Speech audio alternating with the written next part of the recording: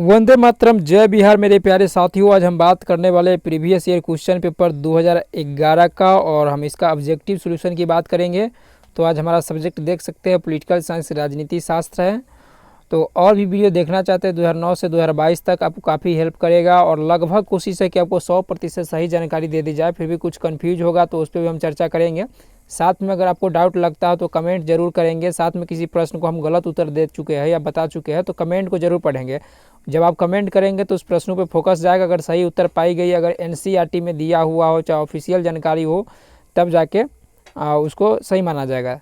एक चीज़ ध्यान रखेंगे, अगर आपको सही जानकारी हो तो ज़रूर कमेंट करें। आपको जब न जानकारी हो तो जो हम बताते हैं वही आप लेके चलेंगे, क्योंकि हम जो कोशिश कर रहे हैं वो 100% कोशिश है। फिर भी आपको लगता हो गलत हो, आपको कोई अच्छा जानकारी मिल गया, सही जानकारी मिल गया, तो ज़रूर कमेंट करें। तो महावीर साठीसी अकेडमी चैनल पर जाइए और भी आपको प्लेलिस्ट मिल सकता है हिस्ट्री, पॉलिटिकल साइंस, जियोग्राफी। और जब भी कोई डाउट हो किसी प्रश्न पे तो कमेंट कीजिए। अगर सही पाई गई तो उसको हम कमेंट में कर देंगे, तो कमेंट को देखिए, आपको पता चल जाएगा। तो चलिए पहला प्रश्न देखते हैं। और सारे प्रश्न इंपॉर्टेंट होता है, ये सभी आपको पता ही होगा। तो चलते हैं, देखते हैं। कह रहा कि संयुक्त राष्ट्र, देखिए यहाँ मिस प्रिंट है तो हम जो पढ़ रहे हैं अब उसको सुनेंगे। संयुक्त राष्ट्र संघ के प्रथम एशियाई महासचिव कौन थे? तो राइट आंसर जाएगा यूथॉन्ट। राइट आंसर यूथॉन्ट हो जाएगा। जैसा कि देख सकते हैं यूनो का जो प्रथम थी ट्रिगवेली लाई थे जो नॉर्वे के थे। एशिया के जो थे यूथॉन्ट थे, है ना, यहाँ गलत मिस्टेक हो गया। तो यूथॉन्ट जो म्यांमार के थे, दक्षिण कोरिया के थे, ये भी एशियाई देश में आता दक्षिण कोरिया। तो बांकी मून जी थे, है ना। एटेनियो गुटेरस वर्तमान का है, तो ये कहाँ का है? अभी पुर्तगाल का है। तो चलिए अगला प्रश्न देखते हैं। अगला प्रश्न क्या कह रहा है, सारे प्रश्न को समझते चलेंगे। संयुक्त राज्य अमेरिका के प्रथम एशियाई महासचिव, ये गलत है, बल्कि यहाँ मिसप्रिंट है। यहाँ एशियाई महासचिव नहीं होना चाहिए, संयुक्त राज्य अमेरिका का प्रथम राष्ट्रपति होना चाहिए। जो प्रथम राष्ट्रपति है वो जॉर्ज वाशिंगटन है ना। First president George Washington. और नोबेल प्राइज़ जिसको मिला है वो बराक ओबामा है। और अब प्रेजेंट जो राष्ट्रपति है जो बाइडेन है, लेकिन उपराष्ट्रपति है जो कमला हैरिस है, जो भारतीय मूल की महिला है ना। तो इस चीज़ को ध्यान रखेंगे। यहाँ मिसप्रिंट है तो यहाँ जॉर्ज वाशिंगटन इसमें नहीं है, तो इनमें से कोई नहीं हो जाएगा। तो वर्तमान में कौन है? जो बाइडेन है। अगला है कि एम.एस. स्वामीनाथन का संबंध किससे है? तो हम सभी को पता है कि हरित क्रांति से। हरित क्रांति में सबसे अधिक गेहूँ का उत्पादन हुआ था। सिक्किम भारत का सहवर्ती राज्य 1975 में बना था। योजना आयोग के पदेन अध्यक्ष कौन होते? देखिए योजना को अब खत्म करके नीति आयोग बना दिया है। तो योजना आयोग, नीति आयोग और राष्ट्रीय विकास परिषद पूछ लेते, तीनों का जो अध्यक्ष होता है वो प्रधानमंत्री होता है। तो वर्तमान में कौन हुआ? आपके जगह उसके जगह आपको नरेंद्र मोदी भी देते। वर्तमान में देखा जाए तो निम्नलिखित में से कौन सा देश सार्क का सदस्य है? तो राइट आंसर भारत होगा, क्योंकि सार्क में भी वर्तमान में 8 देश है। भारतीय राष्ट्रीय कांग्रेस की पहली महिला अध्यक्ष जो कौन थी? तो वो एनी बेसेंट थी, है कि नहीं? राइट आंसर एनी बेसेंट हो जाएगी। और स्वतंत्र भारत के पूछा जाए तो इंदिरा गांधी हो जाएगा। और पूछ दे कि भारतीय राष्ट्रीय कांग्रेस की प्रथम भारतीय महिला, तो हो जाएगा सरोजिनी नायडू हो जाएगा। तो स्वतंत्र भारत की इंदिरा गांधी थी। विश्व महिला दिवस कब मनाया जाता है? तो राइट आंसर 8 मार्च को हो जाएगा। निम्न से कौन सा एक देश नहीं है? तो देश हांगकांग नहीं है, बाकी चीन, म्यांमार, भारत ये सभी है।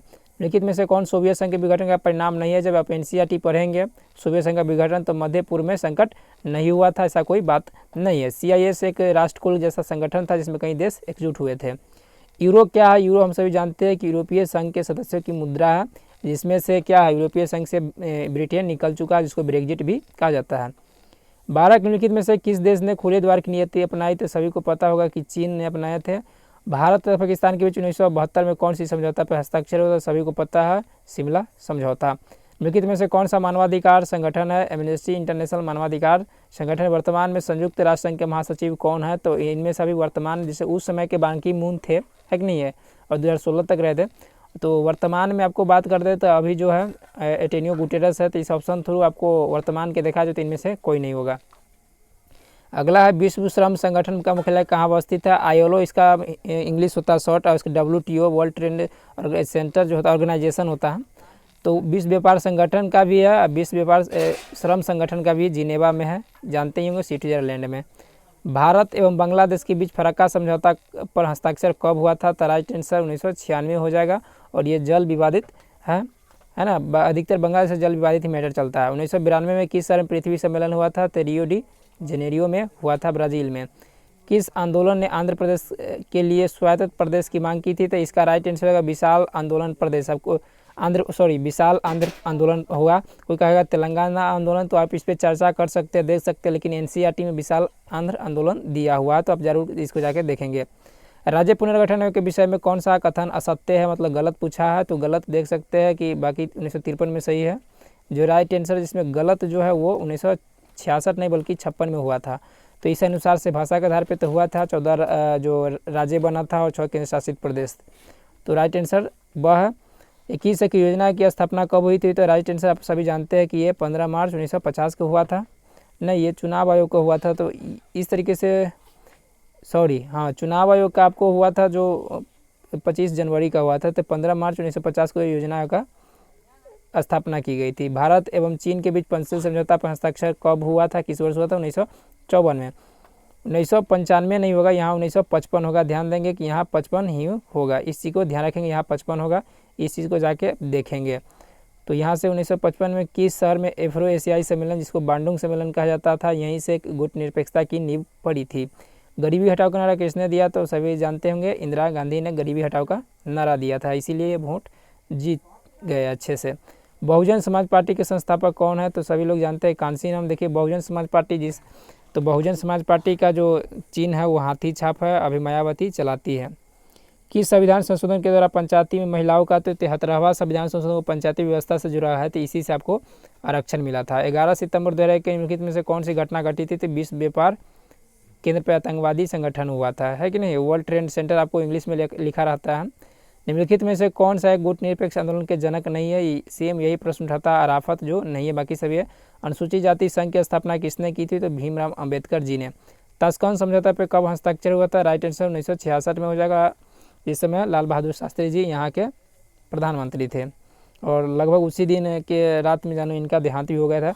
किस देश ने सुरक्षा परिषद में सर्वाधिक बार निषेधाधिकार का प्रयोग किया था, जो वीटो का सबसे ज़्यादा निषेध प्रयोग किया रूस ने किया है, लगभग 142 के आसपास से। आपको NCERT में अभी तक 18 तक 135 दिया हुआ है, सबसे कम चीन ने अभी तक यूज किया है। निम्नलिखित में से कौन सा देश नाटो का सदस्य नहीं है, अब नाटो का सदस्य पूछा है तो भारत नहीं होगा, सॉरी।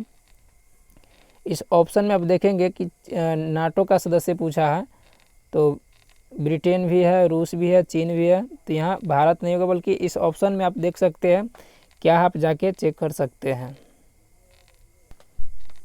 तो इस प्रश्न में देख सकते हैं पूछा था किस देश ने, तो ये तो हो गया कि सुरक्षा परिषद को सर्वाधिक बार निषेध तो रूस ने किया था, इसका राइट आंसर तो सब जानते होंगे। निम्नलिखित में से कौन सा एक देश नाटो का सदस्य है, जो ब्रिटेन का है, ब्रिटेन है, बल्कि यूरोपीय संघ का नहीं है। बाकी भारत, रूस, चीन से कोई लेना नहीं है।